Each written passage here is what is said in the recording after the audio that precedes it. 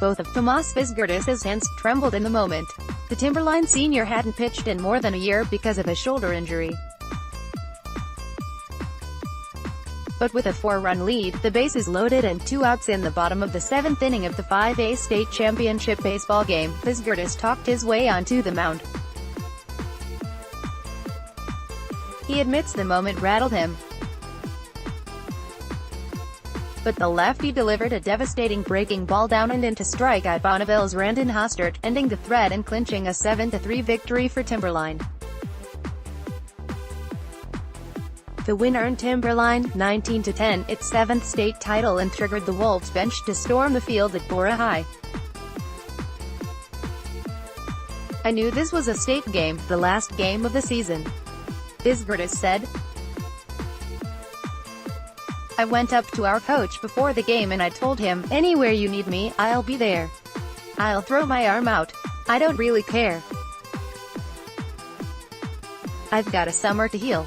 Timberline turned to Vizgirdas after ace pitcher Jake Randall walked Haven Lords to load the bases with his 113th pitch. A pitch count rule instituted last year states no pitcher can face a new batter after throwing 110 pitches. Wolves coach Kurt Copeland said despite a year's worth of rust, he never hesitated to hand Vizgirdas the ball with the season on the line. "I had all kinds of confidence in him, and I don't know why," Copeland said. "It makes absolutely no sense. He is really passive, so I thought nothing is going to bother him." Afterward, he said, "I'm not going to lie, my heart was pounding so hard." Timberline senior Tomas Vizgirdas, 15, celebrates with the Wolves crowd after winning the 5A baseball state championship Saturday. The wild finish capped the roller coaster season for Timberline.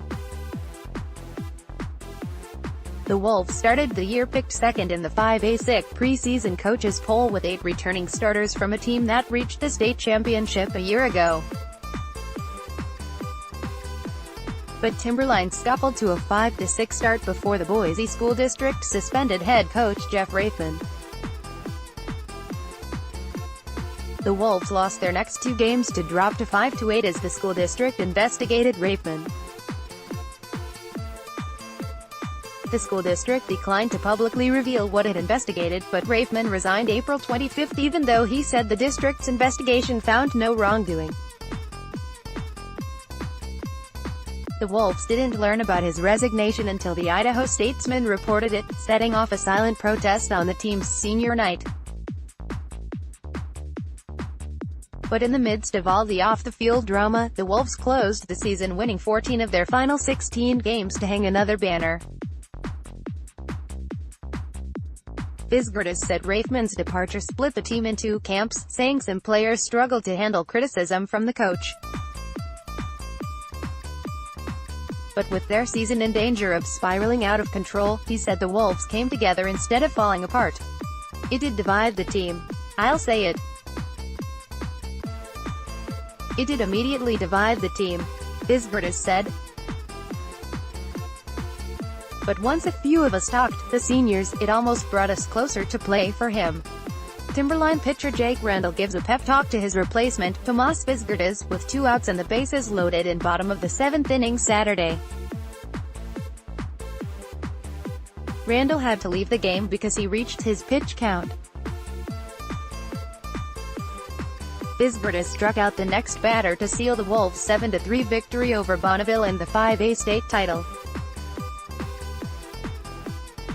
Timberline elevated Copeland from assistant coach to interim coach, and he said his job quickly morphed from manager into psychologist. "They had to start looking at each other more," Copeland said. "You had quite a few individuals, and you had some individual talent. I think they were already somewhat divided. And all the things that happened this year. There was more than one. There were 3 or 4, it just kept dividing them until they finally had to rely on each other." Bonneville, 24-6, jumped out to a 1-0 lead in the top of the 1st inning Saturday. but the Wolves' potent lineup, the highest scoring in 5A, quickly went to work from there. Timberline scored in every inning but the third and sixth, finishing with 11 hits. Junior shortstop Jonah Hultberg, who hadn't played shortstop all season until state, led the way with a 3-for-3 day that included a triple. Connor Riddle drove in 3 runs, and number 8 hitter Matt Chambers and number 9 hitter Tanner Hartnett each added a pair of hits. Randall clutched the state championship trophy after the game and received the celebratory Gatorade bath.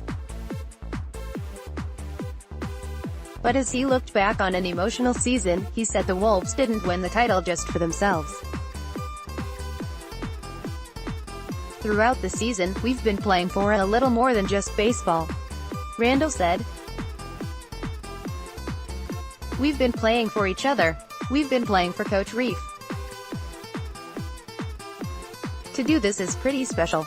Rocky wins trophy. Junior Gabe Hughes roped 2 doubles and drove in 7 runs as part of a 2-for-2 day to lead Rocky Mountain 24-5 to a 16-4, 6-inning victory over Eagle in the consolation final.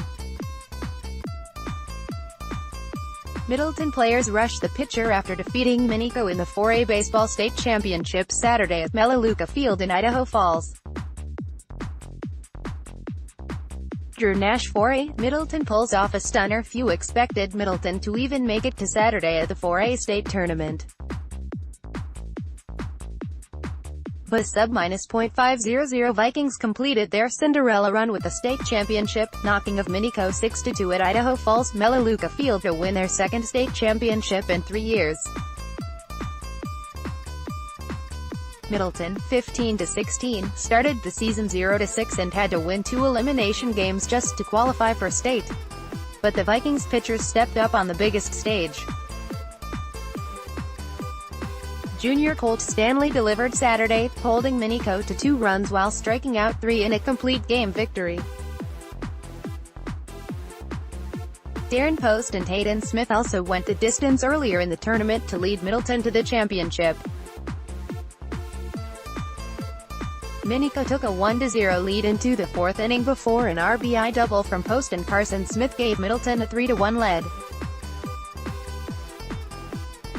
The Vikings added on in the 6th with Nathan Johnson's 2-run double and Hayden Smith's RBI single. Middleton followed a similar underdog route to win the 2016 state title, the program's first since 1990.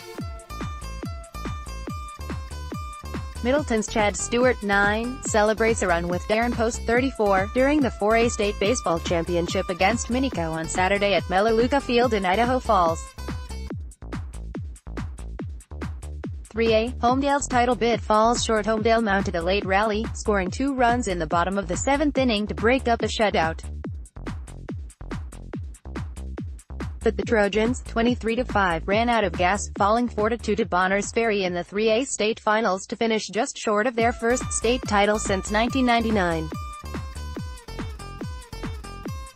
2A, Nampa Christian dynasty keeps rolling. Nampa Christian, 19-8, 10-run its way to a 4th straight state title, dispatching Grangeville 11-6 in 6 innings at Nampa Christian High.